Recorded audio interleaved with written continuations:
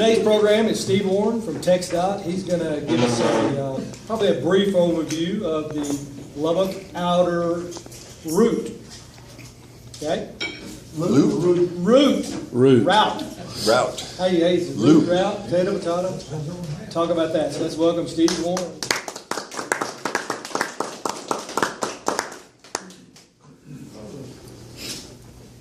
Exactly sure what difference it makes standing at this end versus the other. It just seems to be wherever it comes to talk. You're more important up here. I see. Okay. Thank you, Mark. I appreciate the opportunity to come out and visit with you folks. I'm sure you've heard of our study that's underway right now on our what's called the Lubbock Outer Route, and it's called an outer route for a reason because it's not a loop. It is many years ago we started looking at long-range planning for the outer areas of the county, the growing areas, and the decision was made many years ago that at this time there was no need to study an outer route on the north or east part of the county because that's not where the growth is occurring. I'm sure you all saw recently a city councilman there in Lubbock has requested that we study an entire loop, and we will address those comments with the councilman in person. Honestly, there's a loop already out there and it's not being used at this time, so it would be a little bit crazy to go out and start looking at building another one out there.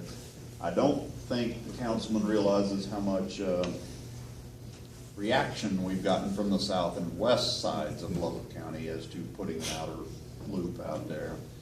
I don't want to stir up the other half of the county too for something that probably will never occur in our lifetimes. So the map I've sent out is just it's a preliminary options map. These are the routes that are being considered at this point in time. Mr. Lamerson here is on our stakeholders group. Commissioner Heinrich is also on that stakeholders group. We brought together a group of folks from Lubbock County, City of Lubbock, Cooper Schools, Friendship Schools, the Lubbock, West Texas Home Builders, the Plains Cotton Growers. Tried to get a cross-section of people with interest in Lubbock County and its growth, and to help us determine the most appropriate route for this new route out there. This goes way back, many years ago, probably 15, 20 years ago. The Lubbock Metropolitan Planning Organization put into their long-range plan what they were then calling an outer loop, and at that time it was to look at upgrading some FM roads that went around Lubbock: 1585 on the south, 179 on the west, 2641 on the north, and I believe 1729 on the east. The idea was really just to upgrade those roads to handle truck traffic and start having truck bypass around the city. So that's kind of where this whole outer loop concept got started. It was back in 2007 that Lubbock County and the City of Lubbock came to the table with some funding. The Lubbock County came up with roughly $350,000, City of Lubbock the same amount. Lubbock MPO also brought some money to the table to pay for a consultant to study the feasibility of an outer loop around Lubbock, to start getting serious about this planning effort instead of just identifying some roads around Lubbock that we might get to and work on at some point.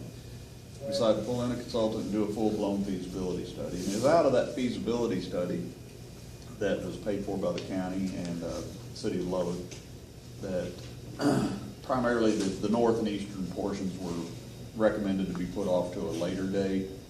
And we looked at roughly 3 corridors on the south side of Lubbock: 1585, 146th Street. I don't know the county road numbers that go with those. I work off street numbers, and then also Woodrow Road.